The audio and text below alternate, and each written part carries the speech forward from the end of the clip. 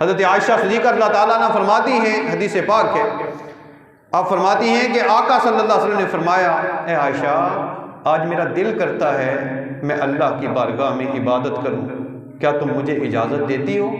چونکہ باری ان کی تھی، یہ آقا کے عدل کا عالم تھا، کیا تم مجھے اجازت دیتی ہو؟ میرا دل کرتا ہے میں اللہ کی بارگاہ میں حاضری دوں، نماز پڑھوں۔ حضرت عائشہ صدیقہ رضی اللہ تعالیٰ عنہ فرماتی ہیں کہ یا رسول اللہ صلی اللہ علیہ وسلم مجھے آپ کا قرب بھی پسند ہے، مجھے آپ کا قرب بھی پسند ہے، اور جو حضور کو پسند ہے مجھے وہ بھی پسند ہے۔ سبحان اللہ، یہ زوجہ محترمہ، یہ مومنوں کی ماں کی کیفیت تھی۔ یا رسول اللہ مجھے آپ کا قرب بھی پسند ہے، مگر جو آپ کو پسند ہے، یعنی اگر آپ کی چاہت یہ ہے کہ آپ اللہ کی عبادت کریں تو مجھے یہ بھی پسند ہے۔ مطلب یہ ہے کہ مجھے اپنے آقا کی رضا چاہیے، بس آقا کی خوشی چاہیے۔ حضرت عائشہ فرماتی ہیں پھر نبی صلی اللہ علیہ وسلم کھڑے ہو گئے اور آپ قیام کی حالت میں اللہ کا کلام پڑھتے رہے، قرآن پڑھتے رہے اور روتے رہے، حتیٰ کہ آقا صلی اللہ علیہ وسلم کا دامن مبارک حضور کے آنسوؤں سے تر ہو گیا۔ پھر آقا صلی اللہ علیہ وسلم سجدے میں گئے تو پھر زمین حضور کے آنسوؤں سے گیلی ہو گئی۔ پھر آقا صلی اللہ علیہ وسلم بیٹھے قعدے میں اور آقا کے آنسوؤں سے آقا کی داڑھی مبارک ساری کی ساری تر ہو گئی، حتیٰ کہ ساری رات گزر گئی۔ اور جب حضرت بلال آئے اذان کی اجازت لینے کے لیے اور انہوں نے دیکھا کہ حضور رو رہے ہیں، عرض کیا یا رسول اللہ صلی اللہ علیہ وسلم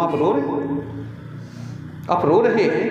حالانکہ اللہ تبارک و تعالیٰ نے تو آپ کے اگلے پچھلے سارے گناہ معاف فرما دیے، یا آپ کے سبب سے اللہ نے اگلوں پچھلوں کے گناہ معاف فرما دیے، حضور آپ رو رہے ہیں؟ حضور نے فرمایا افلا اکون عبدا شکورا، اے بلال کیا میں اللہ کا شکر گزار بندہ نہ بنوں؟ حضور کو ایک فکر تھی، وہ اللہ کا شکر گزار بندہ بننا چاہتے تھے۔ افسوس یہ ہے کہ ہم دنیا جہان کے سارے رتبے حاصل کرنا چاہتے ہیں، سارے عہدے حاصل کرنا چاہتے ہیں، زمینیں جائیدادیں حاصل کرنا چاہتے ہیں، نعمتیں حاصل کرنا چاہتے ہیں، اور اگر نہیں بننا چاہتے تو اللہ کے بندے نہیں بننا چاہتے، پھر یہ کیسا ایمان ہے؟ اس لیے آئیے جو لمحہ ملا ہے اسے غنیمت سمجھ لیں، اس لیے کہ موت کی کوئی گارنٹی نہیں ہے کسی کے پاس کہ وہ کسی خاص عمر میں آئے گی۔ جوان لوگ بغیر کسی سبب کے کہ کوئی ایکسیڈنٹ نہیں ہوا، کوئی بیماری نہیں آئی اور جوان ہیں، کیا ہمارے سامنے نہیں جا رہے لوگ؟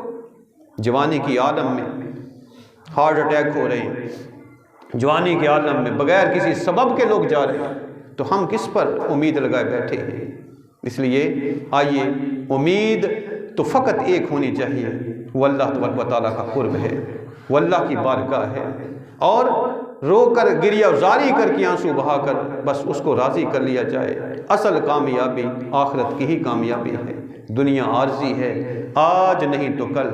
اور نبی صلی اللہ علیہ وسلم کا عالم یہ تھا، حضور نے فرمایا سنیے اور ذرا ہوش کے ناخن لیجئے، آقا صلی اللہ علیہ وسلم فرمایا مجھے یہ امید نہیں ہے کہ میں یہ جو پلکیں جھپک رہا ہوں میں آنکھ کھولوں تو اس کے بعد مجھے امید نہیں کہ میں دوبارہ آنکھ جھپک سکوں گا، اتنی بھی امید نہیں ہے مجھے۔ یہ آپ کے خوف کا عالم تھا اور آپ کو موت پر اس قدر یقین تھا۔ آج ہم بے خوف ہو گئے ہیں، اور جس قدر ہم بے خوف ہو گئے ہیں اسی قدر ہم ایمان سے خالی ہو گئے۔